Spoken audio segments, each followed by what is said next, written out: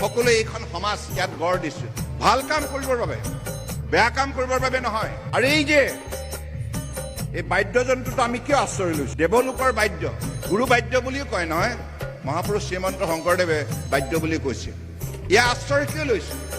ইয়াত এনে শক্তি আছে, শুভ শক্তি আছে, শুভ চিন্তা আছে, শুভ অনুভূতি আছে।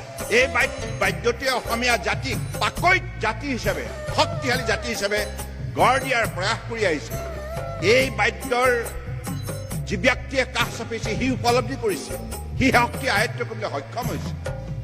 গতিকে মই ভাবো যে বৰ্তমান অসমৰ বৰাক ব্ৰহ্মপুত্ৰ পাহাৰ ভৈয়ামৰ বৃহত্ত যিখন অসমীয়া সমাজ আছে, এইখন সমাজত এই চেতনা শক্তি লৈ আমি বিশ্বজয় কৰাৰ বাবে ভাপলি মেলিব লাগিব।